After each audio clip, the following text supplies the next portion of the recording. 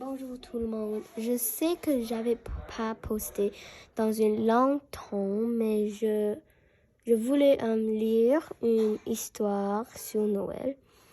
Alors maintenant, je vais le lire parce que Noël s'est déjà passé comme une semaine avant. Alors oui, on va commencer. Alors ce livre s'appelle Carlos le lutin. C'est écrit par Aaron Blabey. Oh, la télévision de Noël ce soir, si amusant, rempli de chansons et de lumière scintillantes.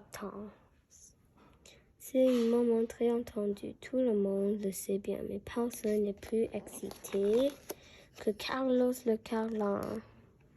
Carlos adore le temps des fêtes.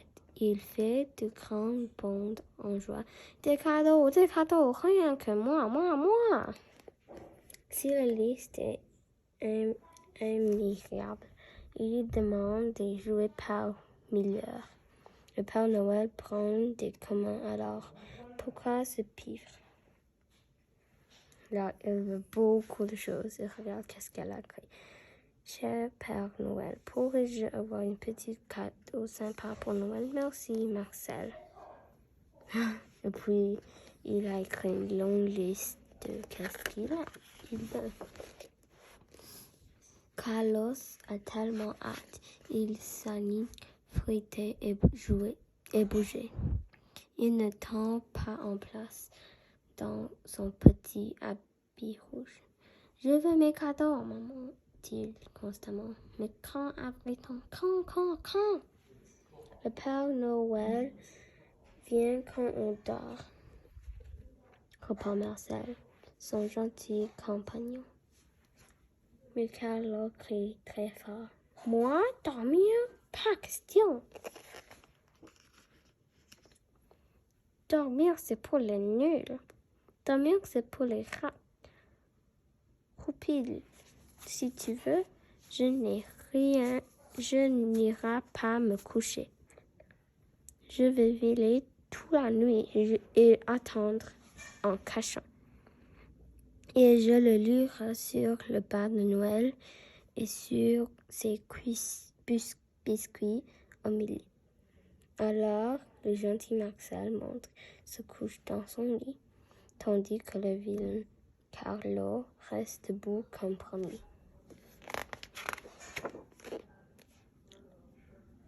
Longuement et longe, mais Carlo tombe bon. Plus à 3h33, il entend une drôle de son dans la cheminée. Il voit soudain une vieille charge d'une sac plein.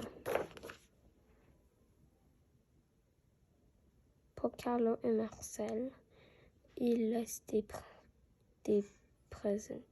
Puis il boit son verre de lait rapidement, alors qu'il fait demi-tour pour son habit.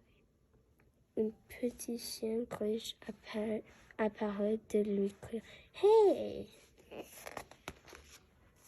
Carlos se plaint. « J'avais demandé beaucoup plus de cadeaux. » Mais le Père Noël l'ignore et lui tourne le dos. « Oh là !» dit le cadeau. « Dis donc, où vas-tu ?»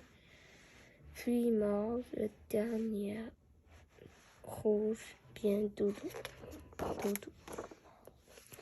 Carlos monte jusqu'à sur le toit et me met entre les dents. Qu'est-ce que tu crois? J'attends ma montagne de cadeaux depuis tellement de jours.